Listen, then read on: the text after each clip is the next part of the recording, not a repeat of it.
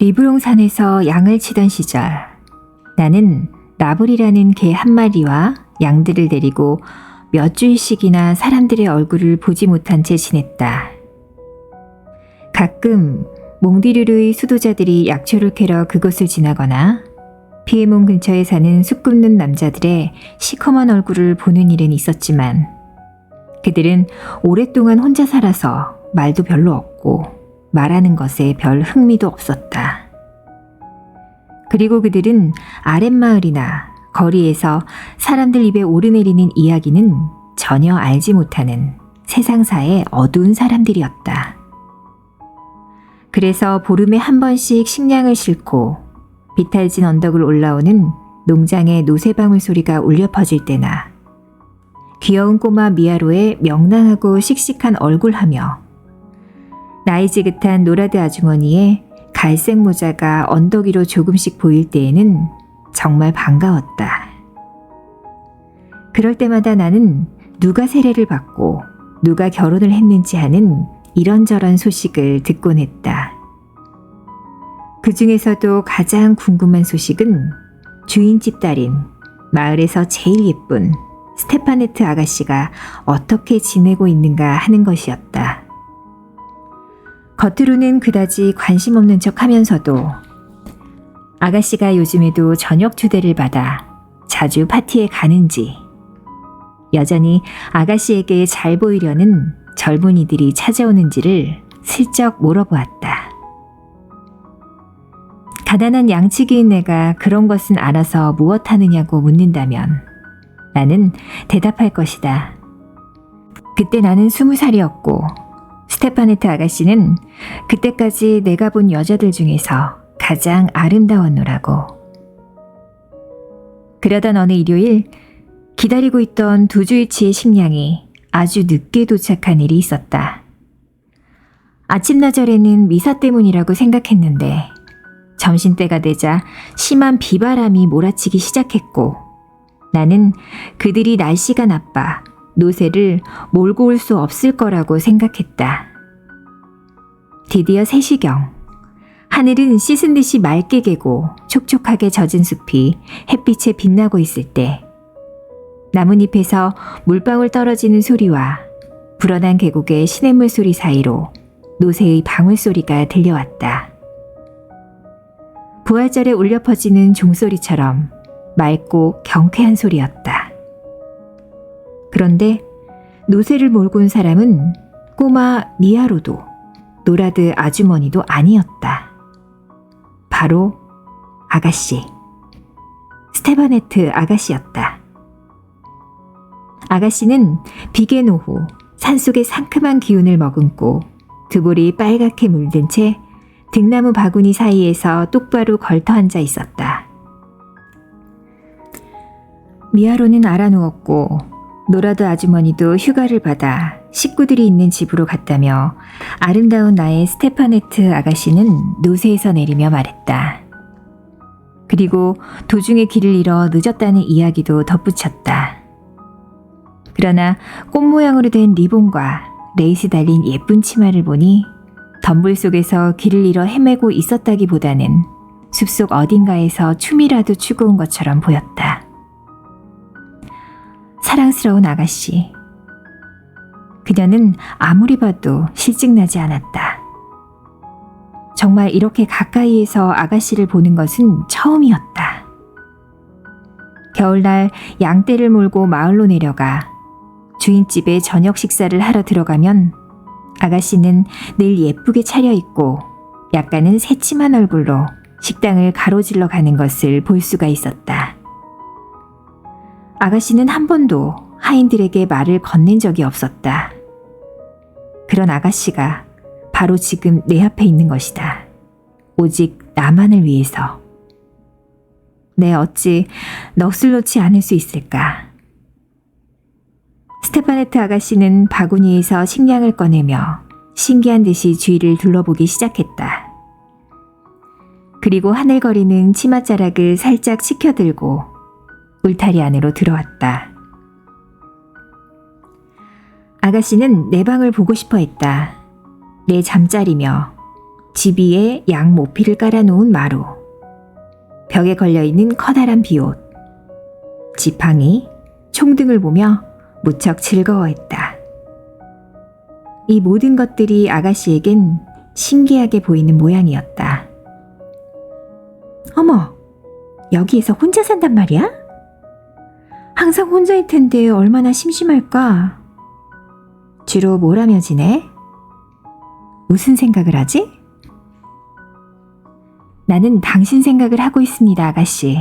라고 대답하고 싶었다. 사실 그렇게 말한다 해도 거짓은 아니다. 그러나 너무 긴장한 나머지 한마디도 할 수가 없었다. 아가씨는 그것을 눈치챘는지 일부러 짓궂은 농담에 당황해하는 내 모습을 재미있어 했다. 여자친구는 가끔 찾아오니? 아마도 황급빛 염소이거나 아니면 산봉우리에서 뛰노는 예쁜 에스테렐 요정을 닮았을 것 같아. 그런 말을 하는 아가씨야말로 목을 뒤로 젖히며 사랑스럽게 웃는 모습이며 갑자기 나타나 호련히 사라져버리는 것이 영락없는 에스테렐 요정이었다. 그럼 안녕. 안녕히 가세요, 아가씨. 이렇게 아가씨는 빈 바구니를 들고 떠났다. 경사진 오솔길 끝으로 아가씨의 모습이 사라지자 노새의 발굽에 차여 굴러가는 작은 돌멩이 하나하나가 마치 내 가슴 위로 떨어지는 것만 같았다. 나는 그 소리를 하염없이 듣고 있었다.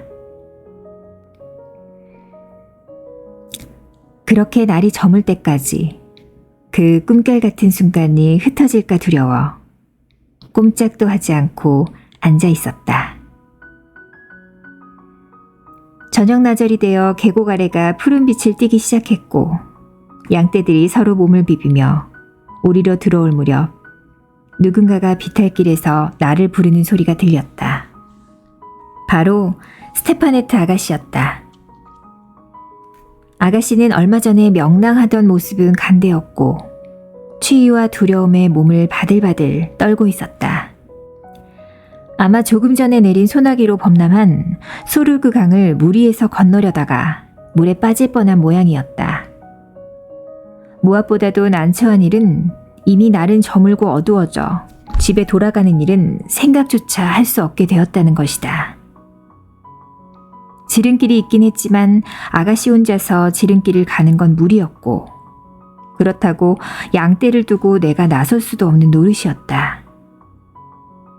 산에서 밤을 보내야 한다는 사실에 아가씨는 무척 놀라고 난감해했다. 무엇보다도 걱정할 식구들 생각에 아가씨는 더욱 안절부절 못했다.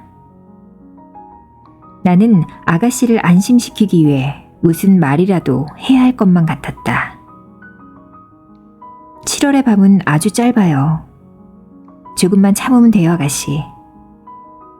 나는 강물에 젖은 아가씨의 발과 옷을 말리기 위해 급히 불을 지폈다. 그리고 우유와 치즈를 가지고 왔다. 하지만 애초롭게도 아가씨는 불을 쬐려고도 뭘 먹으려고도 하지 않았다. 아가씨의 두 눈에 눈물이 가득 고인 것을 보니 나도 울고 싶어졌다. 그러는 동안 주인은 서쪽 산꼭대기에 안개 같은 어렴풋한 빛만 남기고 완전히 어두워졌다. 나는 아가씨를 목장 안에 들어가 쉬게 했다. 새로 깐 집 위에 만든 얼마 안 된 깨끗한 모피를 깔고 안녕히 주무세요 하고 인사를 했다. 그리고 밖으로 나와 문 앞에 앉았다. 나의 열정은 피가 끓듯이 뜨거웠지만 하늘을 맹세코 추워도 나쁜 생각은 품지 않았다. 단지 신기한 눈초리로 아가씨를 쳐다보는 양떼들 바로 옆에서 세상의 어느 양보다도 소중하고 순결한 아가씨가 내 보호를 받으며 편히 쉬고 있다고 생각하니 마음이 뿌듯할 뿐이었다. 밤하늘이 이렇게 깊고 별들이 이토록 아름답게 보이기는 처음이었다. 그때 갑자기 작은 울타리의 문이 열리더니 아름다운 스테파네트 아가씨가 밖으로 나왔다. 아마도 잠이 오지 않는 모양이었다. 양들이 움직일 때마다 들리는 집단 부스럭대는 소리하며 이따금 매하고 울기까지 했으니 말이다. 그래서 아가씨는 모닥불 곁으로 오는 편이 낫다고 생각한 것이다. 나는 아가씨의 어깨에 양 모피를 덮어주고 불이 활활 더 잘 타오르게 했다. 그리고 아무 말도 하지 않고 나란히 앉아 있었다. 만약 당신이 산속에서 밤을 쥐새어 본 적이 있다면 모두들 잠들어 있을 때 어떤 신비로운 세계가 고요함 속에서 가만히 눈을 뜨는 것을 느낄 수 있을 것이다. 샘물은 더욱 명랑하게 노래하고 작은 불빛들은 연못 뒤에서 반짝이며 춤을 추었다. 산의 요정들도 마음껏 날개를 펼치고 나뭇잎 스치는 소리와 풀잎 자라는 소리 같은 들릴 듯 말 듯한 작은 소리들이 메아리처럼 느껴졌다. 낮이 살아있는 것들의 세상이라면 밤은 죽은 것들의 세상이다. 밤은 그것에 익숙하지 않은 사람에게는 무서운 법이다. 그래서 아가씨는 조금이라도 무슨 소리가 나면 몸을 바들바들 떨며 내게로 바싹 다가왔다. 그때 아래쪽 반짝이는 연못으로부터 길고 구슬픈 소리가 물결치면서 우리들 쪽으로 메아리쳐 왔다. 바로 그 순간 아름다운 별똥별 하나가 우리의 머리 위로 스쳐 지나갔다. 마치 저 길고 구슬픈 소리가 하나의 빛을 끌고 가는 듯했다. 저건 뭐지? 스테파네트 아가씨가 작은 소리로 물었다. 천국으로 들어가는 영혼이에요. 그렇게 말하고 나는 가슴에 성호를 그었다. 아가씨도 성호를 그었다. 그리고 잠시 뚫어져라 하늘을 올려다보더니 나에게 물었다. 목동들은 마법에 대해 알고 있다는 게 사실이야? 그럴 리가요. 아무래도 이곳에서 지내다 보면 별과 가깝기 때문에 산 아래에 있는 사람보다 별에 대해 조금 더 알고 있을 뿐이에요. 아가씨의 눈동자는 변함없이 하늘을 향해 있었다. 양 모피를 두르고 두 손으로 턱을 받치고 있는 모습은 마치 하늘나라의 귀여운 목동 같았다. 어머, 많기도 해라. 어쩜 저렇게 예쁠 수가. 이렇게 많은 별을 보기는 처음이야. 저 별들의 이름은 알고 있어? 그럼요. 저기 우리 바로 위에 있는 별은 성 야곱의 길이에요. 저 별은 프랑스에서 곧장 스페인까지 뻗어 있어요. 용감한 사르마니 황제가 사라센을 쳤을 때 갈리스의 성 야곱이 저것을 만들어서 왕에게 길을 알려줬죠. 더 멀리 있는 저것은 영혼의 차로 4개의 축이 빛나고 있어요. 앞에 있는 3개의 별은 3마리의 야수고 그 맞은편에 있는 작은 별이 마부예요. 그 주위에 비오듯이 마구 흩어져 있는 별들이 보이죠? 저 별들은 하나님께서 곁에 두고 싶어 하지 않는 영혼들이에요. 그 조금 아래에 있는 별은 갈퀴라고도 하고 세명의 왕이라고도 하는데 우리들에게는 시계와 다름이 없죠. 저 별을 보면 자정이 지났다는 것을 알 수 있어요. 저기 서남쪽 방향으로 조금 밑으로 내려가면 장드밀랑이 빛나고 있어요. 별 속에서 타오르는 횃불이죠. 이 별에 관해서는 양치기들 사이에 이런 이야기가 있어요. 어느 날 밤 장드밀랑이 3명의 왕하고 병아리 바구니와 함께 친구별의 결혼식에 초대를 받아 갔대요. 병아리 바구니는 서둘러 먼저 나가 제일 높이 올라갔대요. 보세요. 저 높은 곳. 하늘 꼭대기 말이에요.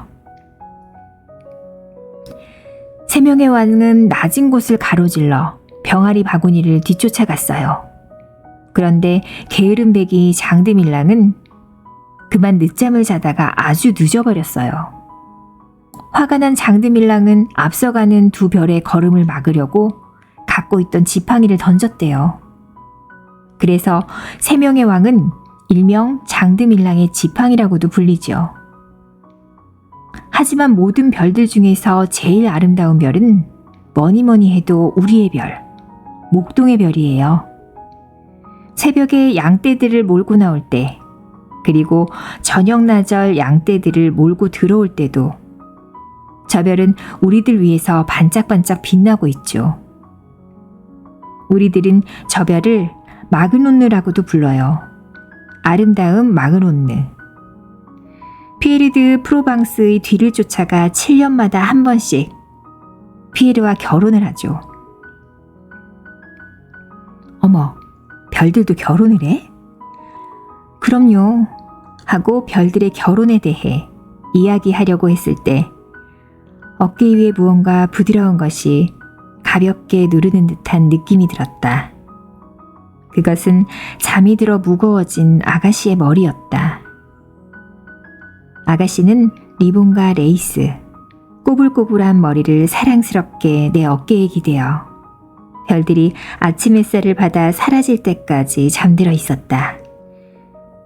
나는 가슴이 좀 두근거렸지만 아름다운 생각만을 보내준 이 맑은 밤의 성스러움 속에서 잠든 아가씨의 모습을 가만히 지켜보았다.